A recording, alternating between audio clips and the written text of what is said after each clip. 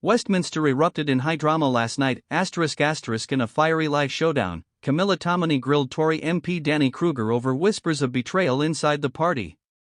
Within minutes, the shockwaves hit. Kruger broke ranks and openly declared his move to Nigel Farage's reform. Gasps filled the studio as Camilla shot back, demanding, "Have you just handed the Conservatives their death sentence?"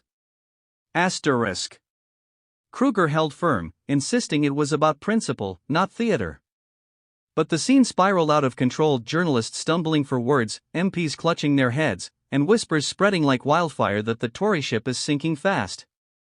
What triggered this explosive break, and why now, on the eve of conference season? And the bigger question, who will be next to land the killer blow on the Conservatives? Watch the clip. Don't forget to like, comment, and subscribe to Next UK, your go-to for real stories and sharp analysis. Into question.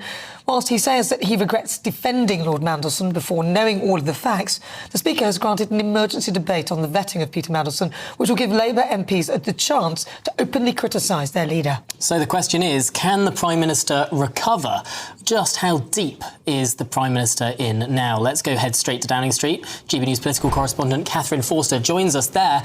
Catherine, it's pretty trying times for a Prime Minister so freshly in the job. Yes, it's a nightmare on Downing Street, frankly. Just over a year in, Phase 2 began a fortnight ago. Already, the Deputy Prime Minister, Angela Rayner, had to resign. He was forced into a major reshuffle. Last week, he had to sack the US ambassador. And just yesterday, his head of political strategy quit over very explicit messages aimed at Diane Abbott that had been had in a private chat. It's an almighty mess, and at the worst possible time when Donald Trump is due to arrive in the UK for his second state visit later on today. And MPs at the moment are having an absolute field day in the House of Commons. They've got this 3-hour debate on Mandelson and his appointment and why was it made and what was known when.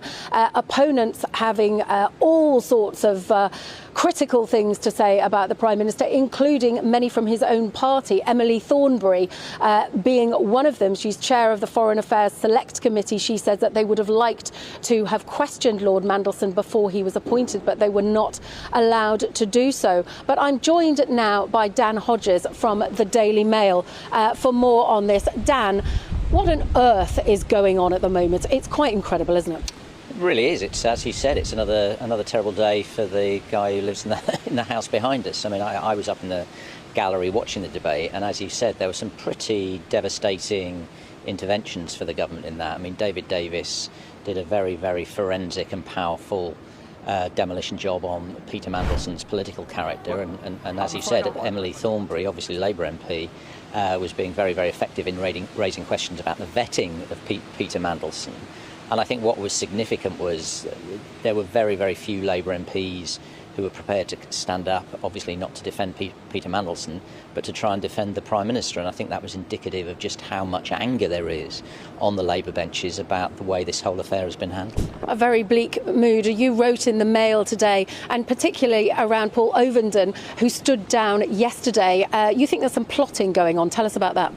Yes, I mean, Paul Ovenden was Keir Starmer's Director of Strategy, somebody who's not well known outside of Westminster, but certainly within Westminster it was well liked, well respected, and regarded as one of Starmer's most senior aides. He was forced to resign after a series of private work messages were leaked within Downing Street, and amongst Paul Overden's allies, there's a belief they were deliberately leaked by Keir Starmer's enemies on the left.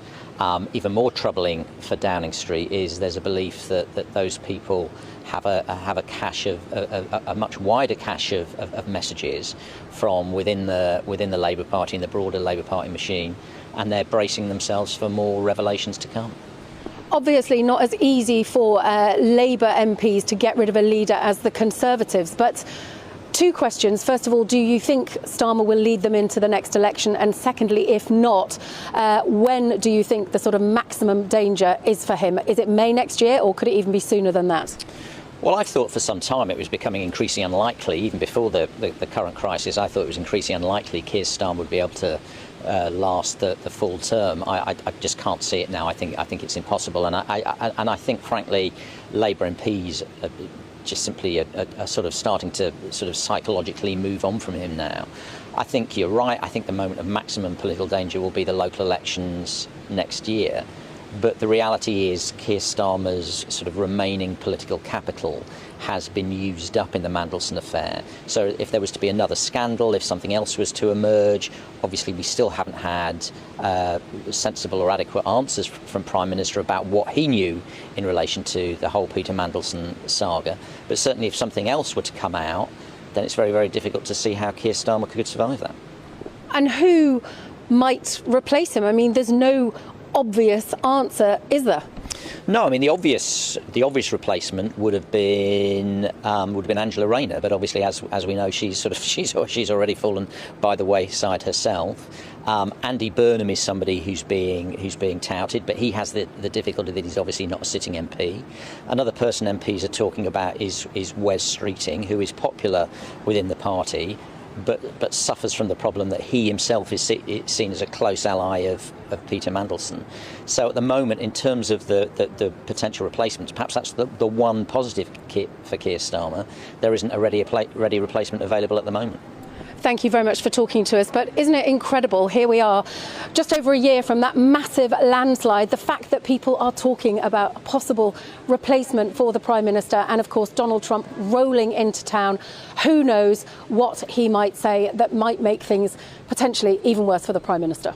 All right, Catherine Forster, thank you very much. A really excellent piece by Dan Hodges as well in the Mail. I thought that was very insightful. Absolutely. Just extraordinary as well. The fact that, well, that analysis that the Prime Minister has used up his political capital on this scandal. I mean, one more thing comes along, and where does he have to go? Oh, I think this is the thing. I don't think there even needs to be one more thing. It's not a case of when, or if, it's a case of when.